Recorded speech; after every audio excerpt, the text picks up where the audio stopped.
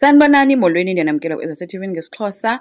Apha guys sine-families ezintathu, ifamily yakwaMagwaza, ifamily yakwaDladla plus ifamily yakwaNtanzi.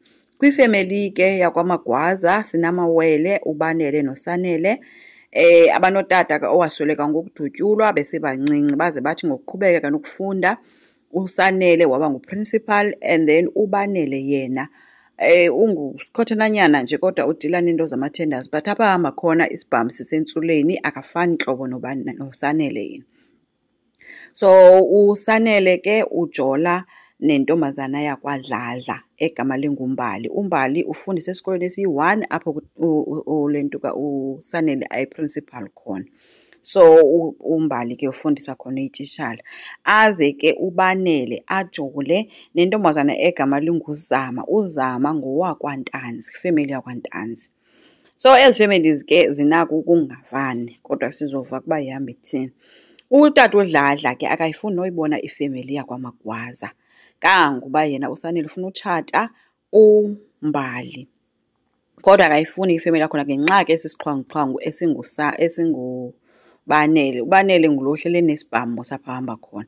So lo tata akayifuni noyibona la family and uBanele wabonakala esilwa nomfana wakwaNtanzi ogama linguPhinda elwela into yoba efuna uthetha noZama ngenkani, then lo yena akafuna athethe noZama ngoba abamfuni bathi ngusikhothini nje womfana. So uBanele ke wafumana ke ithenda ke guys nomalume wakhe ye-50 million ke. Then kwafika abantu abathi ke baphuma kwi-business forum. I-business forum leyo ke ephethwe ngubani? Ngutata uNtanzi.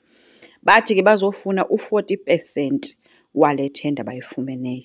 uBanele ke zange abuza into ezininzi, wafaka isibhamu emadodeni, wayidubula ke yi-1 but apha emlenzeni. Wavusa ke umlo owenze uba ifamily yakhe ibe kwi-risk ke kakhulu ngoba kaloku untata uNtanzi lo nguye owabulala utata wabo oBanele noSanele. Kodwa ke ndishobo bona abayazi loo nto leyo. So uthe ke uNtanzi ke naye ke yimina sova into yoba uBanele lo ujola nomntanakhe esiva ngophinda. Wathi yabona ke lo mfana ucacile uba ufuna uyojoyina uyise apho ahleli khona. So uSanele ke ude wabe ke uyavunyelwa ke yena kuba alobole ke uDladla, noxa ke uDladla wayesilwa kakhulu engafuni kwanto imdibanise nabantu bakwaMagwaza ngenxa kaBanele.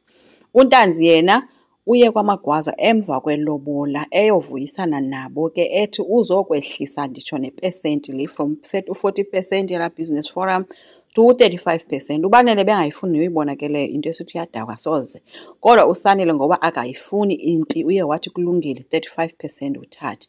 uNtanzi umxelele ke uba uBanele xa ephumayo into yoba wena iwele lakho layithatha yonke ingqondo apha kuwe, wena awubhadlanga. Wabe semxelela into yoba ke into endicela kuwe iyi-1 kukubahlukana noZama.